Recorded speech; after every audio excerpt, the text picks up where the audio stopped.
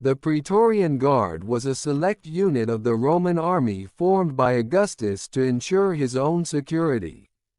Due to the close relationship between the emperor and the guard, the Praetorians had a significant influence on politics. Protecting the emperor from his enemies, the Praetorians were at the same time powerful enough to overthrow a ruler they did not like. Emperors, as a rule, spared no expense to gain their support. The origin of the Praetorian Guard dates back to the customs of the Republic. Then the Praetorian cohort was called friends, younger relatives, clients and freedmen of the commander, who accompanied him to the province, constituted here his honorable retinue, security and counsel.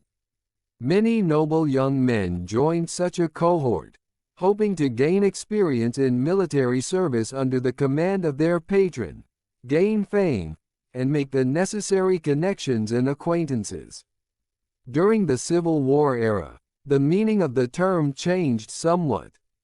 So began to be called in units of selected soldiers who were bodyguards of the commander, and on the battlefield played the role of a strike reserve, capable of deciding the outcome of the battle. His Praetorian cohorts had Gnaeus Pompey, Gaius Julius Caesar, and then Gaius Caesar Octavian, Mark Antony and Lucius Aemilius Lepidus. Their cohorts were composed of volunteer veterans personally loyal to their military commander. After defeating the Republicans at the Battle of Philippi, 8,000 of these veterans expressed a desire to continue their service. They were assigned to 8 cohorts, half of which went to Octavian Caesar and the other half to Antony. When the army of Antony after the flight of his commander went to the side of Octavian, he joined his Praetorian cohorts to his, which was to symbolize the reunion of Caesar's army. Thus, the number of Octavian's Praetorian cohorts increased to 9. After the civil wars, Octavian, or Augustus, as he became known, retained the previously owned by him Praetorian cohorts, which became one of the pillars of his rule. 3 cohorts Augustus kept in Rome itself, another 6 were on the post in the surrounding cities of Latium. Thus, the Romans gradually got used to seeing armed men in the city streets, which contradicted the political and religious institutions of the Republican era. After the death of Augustus, his successor Tiberius brought all the Praetorian cohorts to Rome and for this purpose built for them a common camp in the northern part of the city, between the hills of Viminal and Esquiline. Gathered together, the Praetorians became a formidable force that intimidated the emperor's internal opponents and could provide him with protection in the event of popular unrest in the capital or military rebellion in the provinces. The Praetorians kept guard around the palace complex on the Palatine, and accompanied the emperor on the streets of Rome when he took part in various ceremonial events or religious ceremonies.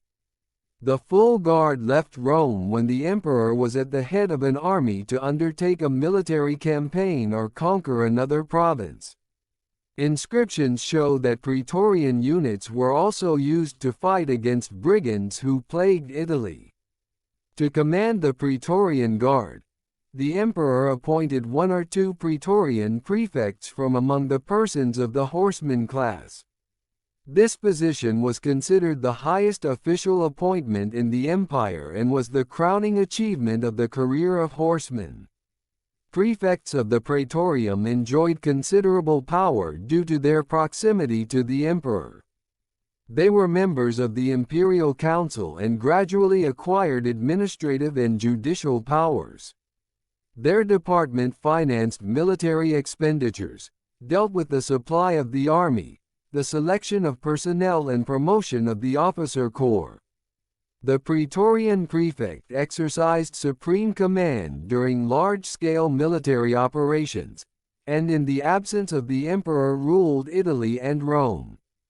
The amount of extraordinary powers that the Praetorian prefects concentrated in their hands often enabled them to manipulate weak emperors or even overthrow them and usurp power. According to Tacitus, the Praetorian Guard consisted of 9 cohorts. In the reigns of Caligula or Claudius, their number increased to 12. In 69, Vitellius dispersed the old guard and recruited 16 new cohorts, each with 1,000 soldiers. Vespasian again restored the Praetorian Guard as it had existed under Augustus, reducing the number of cohorts to 9. In the reign of Domitian or Trajan, a 10th cohort was created, and thereafter the number of cohorts remained unchanged until the reign of Septimius Severus. The question of the number of soldiers in a cohort is still open, as literary and epigraphic sources do not give full clarity here. Although Dion Cassius writes that already in the reign of Augustus one cohort numbered 1,000 soldiers, he at the same time erroneously writes about 10 cohorts. Most likely, he simply described here the order that existed shortly before his own time. However, some historians tend to trust these figures, while others are of the opinion that the original number of soldiers in the cohort did not exceed 500. Praetorian cohort was a mixed unit, which included infantrymen and horsemen. Each cohort consisted of 6 centuria of foot soldiers, numbering from 60 to 80 men. They were headed by a centurion. In addition, the cohort included 3 cavalry termes, 30 horsemen each. These horsemen nominally numbered in the cohorts to which they were assigned, but at the same time as part of the guard, they formed a special corps of 900 men under the command of a special option. In peacetime they served as messengers and couriers. A private soldier could become a horseman after 5 years of service. Another select unit within the Praetorian cavalry were 300 men of the so-called scouts, the most loyal soldiers who were to serve directly under the emperor. This detachment was also headed by a special centurion, who bore the title of 300. The second most senior centurion had the title of camp commander. The other centurions of the guard, in contrast to the rules adopted in the legions, had equal status and equal pay. The Praetorian Guard initially had the character of a select military unit. Its soldiers enjoyed significant privileges. The term of service of praetorians was set at 16, not 25 years, as in the soldiers of the legions. The salary, which received praetorians, from 750 denarii in the reign of Augustus increased to 1,000 in the reign of Domitian, and thus 2 times the salary of the ordinary legionary. In addition, each emperor, ascending to the throne, necessarily paid praetorians the amount of salary for 5 years to gain their loyalty. From time to time the emperors also arranged cash distributions in honor of a decade or 20 years of reign, at marriages or adoptions in the ruling house, after victories won, or to mark other solemn events. According to the will of Augustus after his death in 14, each soldier received a gift of 2,500 denarii. His example was followed by Tiberius, who then ruled, and Caligula ordered to double this amount. Claudius, on his accession to the throne, ordered that 750 denarii be given to each of the praetorians. In addition, he ordered to give cash gifts to the soldiers on the day of adulthood of Nero. Very tempting were career opportunities praetorians. After 4 years of service, a private soldier could become a scout, or be transferred to the cavalry units that were part of each cohort. He could then be promoted to one of the positions of junior commanders, or principals, which was linked to a half, double, and then triple salary. In each centuria there were 3 regular positions of principals. Signifer wore its battle badge. Tesserarius bypassed the posts. Option was a deputy and assistant centurion. Principals also worked in the office of the Praetorian prefect as clerks, stenographers, and scorekeepers.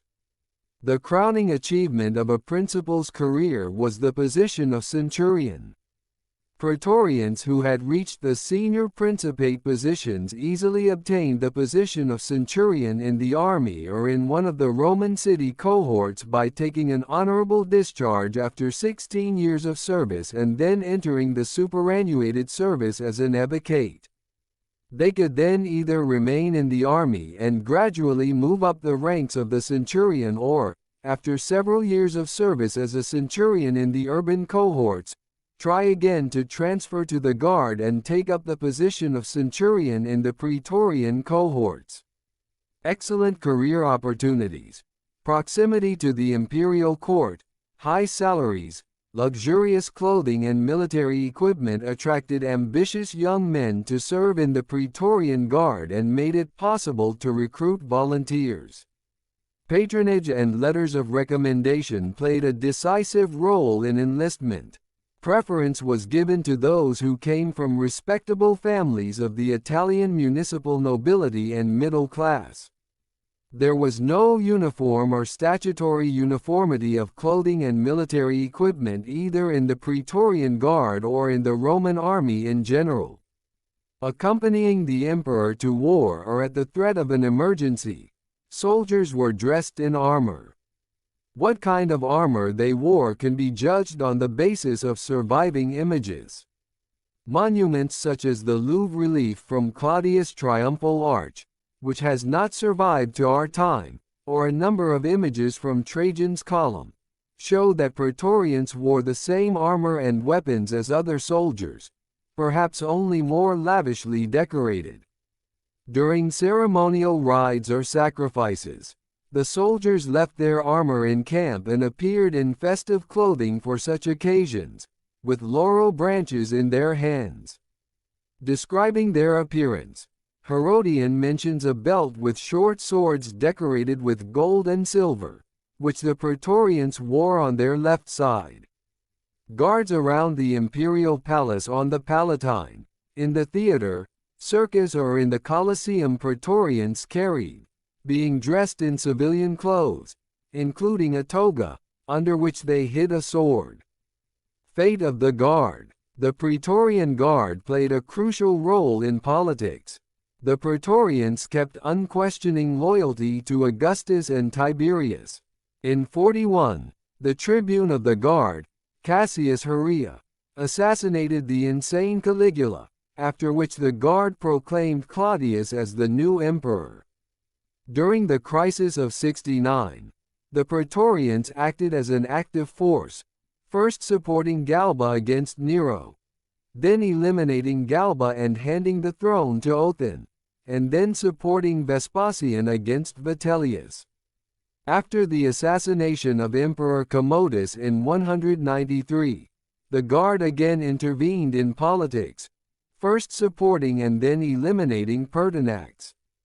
The Praetorians even held an auction in the camp, offering to proclaim the highest bidder as emperor.